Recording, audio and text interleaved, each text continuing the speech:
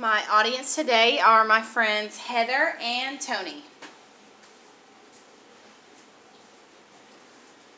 A recent survey of nearly 40,000 online daters reported that when asked what the most attractive feature of a potential partner was, 53% of them responded, a good smile. Now, on a more serious health-related note, several studies have concluded that diseases and conditions such as cardiovascular or heart disease, Alzheimer's, and diabetes are directly related to the bacteria that cause periodontal or gum disease. As a certified dental assistant and future dentist, I feel like it's not only my job, but my personal duty to spread knowledge of proper oral hygiene, brushing, and flossing techniques. The items you will need today are a toothbrush, automatic or manual, your choice, a timer, floss, waxed or unwaxed, also your preference. Toothpaste, the only recommendation is that it is ADA approved, and that will be labeled on the tube or the box. And floss threaders, this is if you have a fixed appliance such as a permanent retainer or a bridge.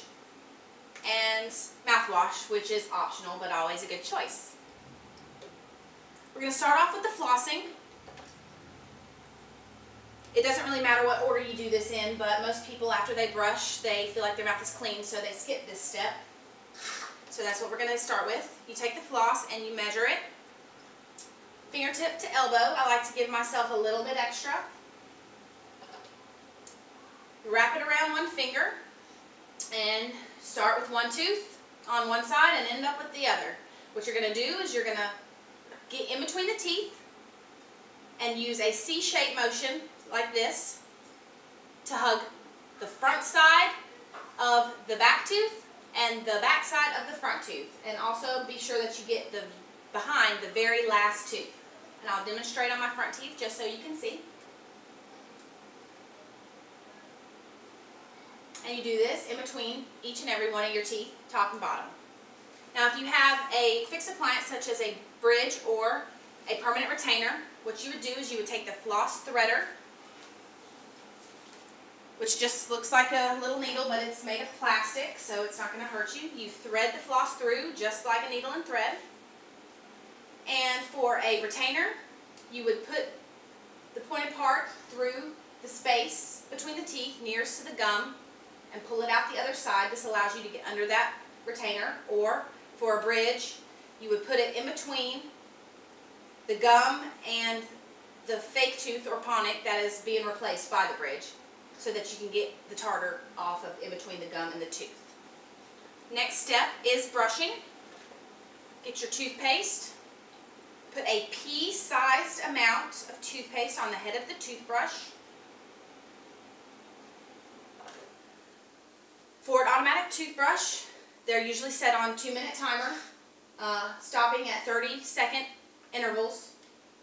Start on one quadrant or 1/4 of the mouth. The toothbrush should be at a 45-degree angle with the bristles facing the gum line where the tooth and the gum meet. And you just start on one side, and it does all the work all the way to the other side. You want to switch it around to get on the inside of that tooth and also on the chewing surface. Now, for a manual toothbrush, same amount of toothpaste, but you're going to do this for 3 minutes, and you're going to use 45-degree angle, bristles face towards the gum line, short circular motions all the way around, making sure to get the side of the tooth that faces the cheek and the side of the tooth that faces the tongue, top and bottom, and also short back and forth motions for the chewing surfaces of the teeth. And the last step is going to be the mouthwash. This is optional, but fluoride mouthwash helps build up the minerals in your teeth and keeps them strong and fights against decay and cavities. So you take a small capful of mouthwash, swish with it for 1 minute. Be sure not to swallow, and be sure that you do not eat or drink for 30 minutes after using the rinse. Just to recap the steps, we're going to take a floss, use a C motion, back side of the front tooth, front side of the back tooth, in between each and every tooth. Floss threader if you have a retainer or a bridge.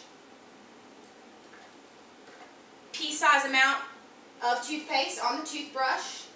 Automatic or manual, you're going to still tilt the bristles at a 45-degree angle, being sure to concentrate at the gum line where the tooth and the gum meet.